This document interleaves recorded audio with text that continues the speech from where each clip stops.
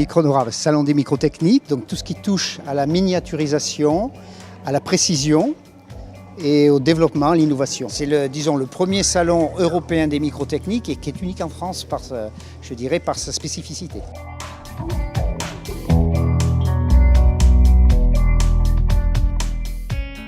Alors les microtechnologies, c'est une combinaison de différentes technologies pour réaliser des pièces de plus en plus petites, la miniaturisation, et des pièces de plus en plus précises, avec toujours plus de fonctions, dans un volume qui diminue, etc. Le plus bel exemple que je peux vous citer, si vous prenez l'évolution des portables, qu'on connaît, il y a 15 ans c'était 300 grammes, aujourd'hui c'est 80 grammes, mais avec des caméras qui n'existaient pas dans le temps. Donc là vous avez une illustration vraiment précise.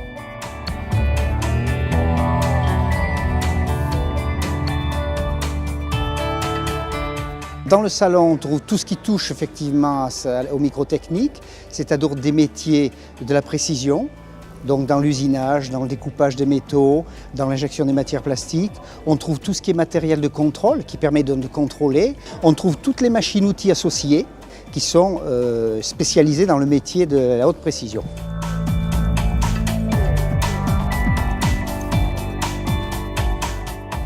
On trouve ces applications dans tous les domaines. Vous pouvez très bien le trouver dans votre vie quotidienne, je dirais même dans l'électroménager. Vous avez vos machines à laver sont équipées de plus en plus de capteurs. Vous le trouvez dans l'automobile, dans l'aéronautique, dans le médical.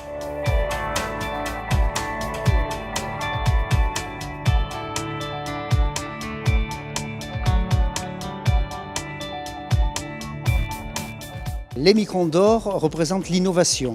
On a toujours considéré à Micronora, et moi en particulier, j'aime bien cette petite phrase, sans innovation, point de salut. Et c'est une réalité industrielle. Je dirais qu'on n'a pas à craindre la concurrence et la seule façon de se développer, pour moi, c'est d'innover. Donc les microns d'or sont la réponse à cette question, c'est-à-dire de récompenser tout ce qui touche à l'innovation et dans différents secteurs, c'est-à-dire des machines qu'on utilise autour de Micronora, de produits, de production, etc., du contrôle, donc dans 6 secteurs différents. Être lauréat du Micron d'or, c'est une récompense, ça fait plaisir. Notre recherche portait sur la réalisation d'une horloge atomique miniature qui fait la taille d'une petite boîte d'allumettes et qui est une référence de temps, donc qui permet de délivrer un signal qui est très précis dans le temps, qui va très peu dériver.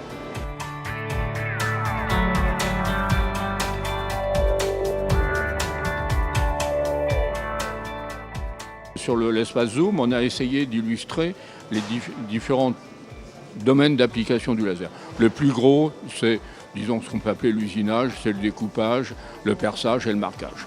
Derrière est apparu maintenant, c'est l'assemblage, la soudure, ça aussi. Ce qu'on connaît moins, c'est la fabrication additive, c'est-à-dire comment réaliser des prototypes à partir de poudre métallique qu'on vient friter sous le faisceau laser pour construire le prototype. Et puis une autre application qui est un petit peu moins connue, mais c'est la décoration.